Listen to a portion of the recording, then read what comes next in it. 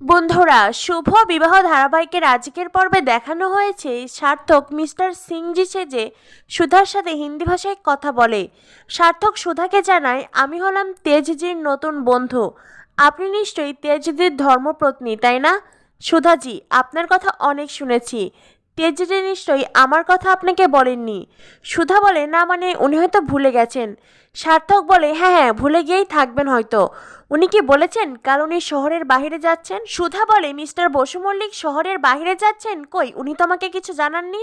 সার্থক বলে, ও হয়তো বা ভুলে গেছে। বউয়ের কাছ থেকে কোনো কিছু লুকানো উচিত নয়। সুধা বলে, না না, মিস্টার বসু মল্লিক আমার কাছ থেকে কোনো কথা লুকান না। উনি আমার কাছে সব কিছুই শেয়ার করেন। হয়তো বা উনি ভুলে গেছেন। তখনই সেখানে তেজ আসে। তেজ এসে হ্যালো হ্যালো করে, কিন্তু সার্থক কোনো কথা বলে না। তেজ ওখানেই ফোন রেখে দেয়। সুধা তেজকে বলে, আচ্ছা মিস্টার বসু মল্লিক, আপনি কাল কোথায় যাচ্ছেন? তেজ বলে, সুধা, আমার একটা গোপন কাজ আছে। সুধা বলে, মিস্টার বসু মল্লিক, আপনি তো আমাকে সেটা বলেননি। তেজ বলে, গোপন কথা বললে সেটা তো আর গোপন থাকে না। সুধা বলে, আপনারা তো কিসের লুকোচুরি শুনি? তেজ বলে, আছে একটা বিষয়। সুধা ওখান থেকে চলে যেতে চাইলেই তেজ পিছন থেকে সুধার হাত টেনে ধরে, সুধাকে নিজের বুকে জড়িয়ে নেয়। তেজ সুধা একে অপরের দিকে মুগ্ধ হয়ে তাকিয়ে থাকে। সুধা তেজকে বলে, সবকিছু লুকোচুরি করছেন, আবার এত আদিক্ষেতাও করছেন। এত আদিক্ষেতা করতে হবে না। তেজ তখন সুধাকে নিজের কাছে টেনে নেয়।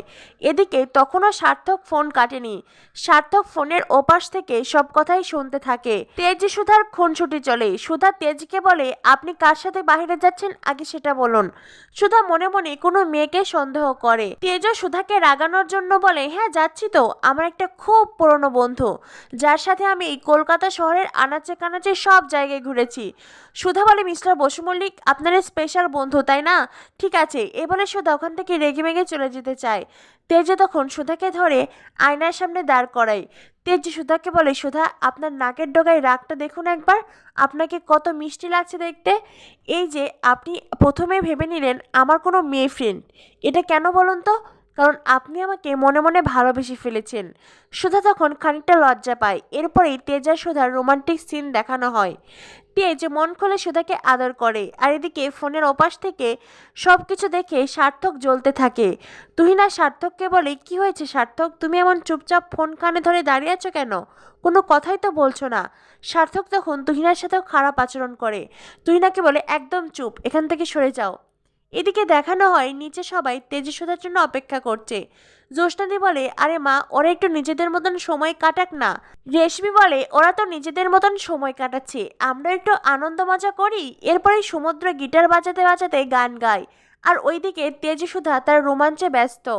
গান গাওয়া শেষ হলে ঝিনুক সবাইকে বলে, আসলে আমরা তোমাদের কাছ থেকে একটা কথা লুকিয়েছি, আমাদের বিয়েটা মিথ্যে বিয়ে। আর এটা শুনে পরিবারের সবাই অবাক হয়ে যায়। সমুদ্র ঝিনুককে বলে, ঝিনুক, বাড়ির সবাই এতদিন পর এতটা খুশি, সকলে এই খুশিটা প্লিজ কেড়ে নেবেন না।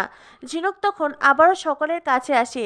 তেজের মা ঝিনুকের হাত ধরে টেনে বলে, এই মেয়ে, কি বললে তোমাদের বিয়ে মিথ্যে মানে? অন্যদিকে তেজ সুধাকে আরো কাছে পেতে চায়। তখনই সুধা লক্ষ্য করে লোকটি এখনো ফোন কানে ধরে আছে।